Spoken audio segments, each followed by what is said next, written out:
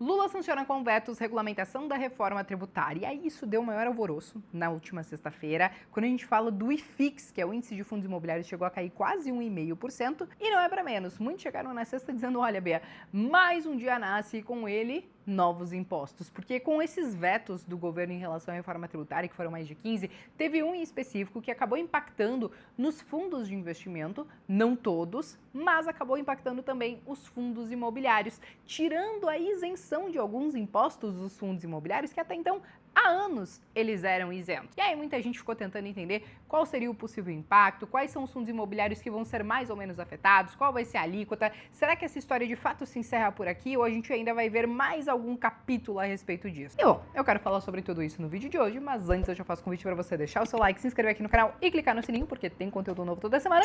E já me contem, vocês são do time que tem ainda fundos imobiliários na carteira, pensando no longo prazo, seguem aportando, ou vocês são do time que já jogou a toalha, já abandonou, porque já tem 2, 3 anos que fundos imobiliários só apanham no mercado, não somente por conta de taxas de juros altas, mas também porque tivemos alguns episódios emblemáticos de fundos imobiliários dando calote, dando prejuízo, aí isso queimou um pouco a classe. Aí vem mais essa questão agora da tributação que joga mais água no chope, né, do investidor. Mas o ponto é, me contem aqui quem é você no meio dessa história toda pra gente poder continuar essa nossa conversa. Mas vamos lá, gente, vamos entender então o que aconteceu de quinta para sexta-feira que gerou esse auê todo, né? Então, basicamente, tem a emenda constitucional da reforma tributária que está sendo discutida e que ela vai passar a ser implementada a partir de 2026 de forma gradual até 2032. E aí, eles ficaram de decidir se fundos de investimento eles seriam isentos ou não. E o veto do governo para essa isenção veio com base na emenda constitucional então 132, que faria essa decisão, e eles alegaram o seguinte, que manter a isenção fiscal para fundos de investimento com as características que eles têm acabaria caracterizando em um benefício fiscal. E um benefício fiscal, ele acabaria sendo inconstitucional, considerando que hoje a gente não tem nenhum tema que trate a respeito disso, então eles acabaram fazendo esse veto por essa questão de ser inconstitucional. Como que isso vai impactar então os fundos imobiliários? Não é nos dividendos. Os nossos dividendos, eles seguem isentos, pelo menos por hora. E eu digo por hora porque já tem anos que a gente fala da possibilidade de tributar dividendos, porque já tem alguns governos que vêm trazendo essa história, só não colocaram em prática ainda, mas em algum momento eu acho que isso vai acabar valendo. Não sei se vai pegar fundos imobiliários também, ações muito provavelmente, mas o ponto é, por hora a gente não está falando da tributação dos dividendos, nós estamos falando da tributação dos fundos imobiliários mesmo. Por quê? Porque a partir de 2026, então esse impacto não é agora, os fundos imobiliários, não todos, e eu vou explicar isso melhor para vocês adiante, mas eles passarão a pagar o CBS e o IBS. O CBS, ele vem para substituir o PIS e o COFINS, e o IBS, ele vem para substituir o ICMS e o ISS. Esses dois impostos, eles vão criar o IVA lá na frente, que a gente está estimando que vai ser aí numa alíquota de 27%, 28%. E eu sei, muitos vão falar, é o maior IVA do mundo. E olha, gente, é bem verdade que talvez a gente já tenha o maior IVA do mundo. Então ele fechar lá em 28%, eu acho que não seria nenhuma novidade para nós. Mas o ponto é, né? O que acontece? Os fundos imobiliários, né? Os fundos de investimento, mas os fundos imobiliários especificamente, tem um texto ali na reforma tributária que diz que esses impostos, eles poderão ter um desconto de 70% para os aluguéis. E aí, como que isso acabaria impactando, então, os fundos imobiliários? Se a gente considerar que o IVA pode ser de 27% e 28%, então os fundos imobiliários poderiam ter a incidência de até 10% de alíquota de imposto a serem pagas. Hoje eles até então não pagam isso, mas eles passariam a pagar a partir de 2026 de forma gradual e tudo mais. E aí o que acontece? Então, de cara, o que a gente entende? Que os fundos imobiliários de tijolo, sim, devem ser impactados, porque a renda que eles oferem são do aluguel de imóveis de shopping, de laje corporativa, de galpão logístico, essas coisas assim. Só que, claro, não vai ser naquele IVA de 28%, vai ser naquele de 10%. E não necessariamente esses 10% cheio, porque o que muitos estimam é que alguns fundos imobiliários consigam repassar essa alíquota lá no preço do aluguel no final. Só que para conseguir repassar, daí a gente também tem que analisar vários fatores. Qual é a situação econômica do país, qual é a situação do mercado imobiliário, o inquilino, a qualidade dos imóveis, porque se nem tudo estiver favorável naquele momento, pode ser que eles não consigam repassar e aí, de fato, isso vai impactar na rentabilidade do fundo, porque ele vai receber lá, por exemplo, 30 milhões de receita e aí ele vai ter que recolher 10%, aqui eu estou considerando a tabela cheia, ou seja, ele vai ter um custo ali de quase 3 milhões que antes ele não tinha, então lá no final o dividendo que você vai receber, ele pode continuar isento do imposto de renda, mas ele vai ser menor porque o fundo imobiliário está sendo tributado com o CBS e com o IBS.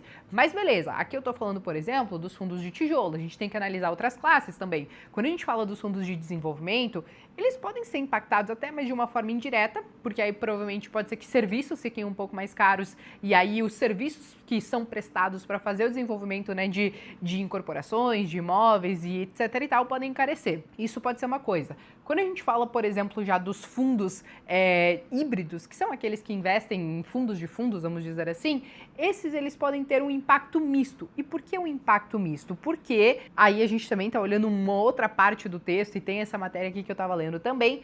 Os fundos de papel e os fiagros, que também era uma grande dúvida das pessoas, eles não entrarão no rol desses fundos que serão tributados. Eles vão seguir com essa isenção.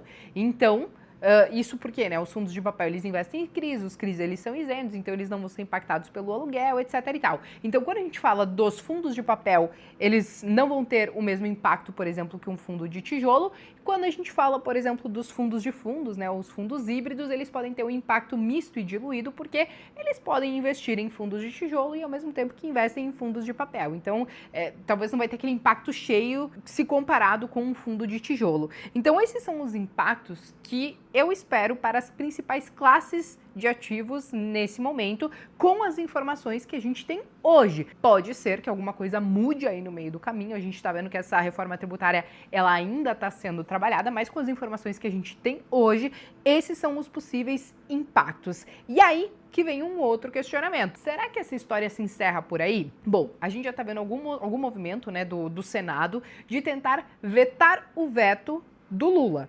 Então, se eles vetarem o veto, como a gente está falando de uma questão, né, se é inconstitucional, se não é inconstitucional, pode ser que isso suba, por exemplo, para o STF. E aí lá no STF eles vão ter que decidir se eles mantêm o veto do Lula ou se eles mantêm o veto do Senado que veta o veto do Lula. Acho que deu para entender, né?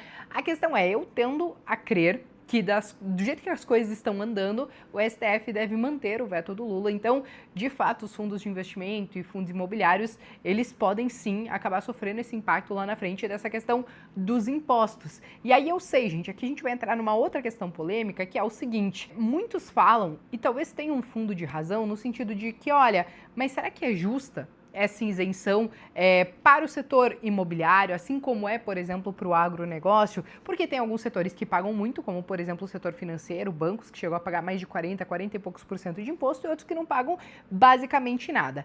Eu sei que muitos defendem que, de fato, deveria ter essa isenção para o agro e para a construção civil, para o setor imobiliário como um todo, porque eles são pilares muito importantes para a nossa economia no país, mas, ao meu ver, qual seria o caminho ideal de tudo isso, mas que talvez seja um caminho até que utópico? A gente deveria estar de fato focando em fazer uma reforma administrativa para reduzir gastos da máquina pública, para conseguir reduzir a nossa carga tributária e aí sim, quem sabe, equalizar a cobrança para todos, só que em um imposto menor. Porque hoje, com esse manicômio tributário que a gente vive, com essa carga tributária que ela é muito alta, de fato fica muito difícil alguns setores operarem. Então, ao meu ver, o ideal seria a gente conseguir reduzir imposto e aí sim, a gente conseguiria cobrar de todo mundo. Mas o ponto é, acho muito difícil que isso acabe acontecendo e por hora são essas as informações que a gente tem a respeito dessa medida que foi adotada de quinta para sexta-feira com esses vetos. São esses os impactos que a gente enxerga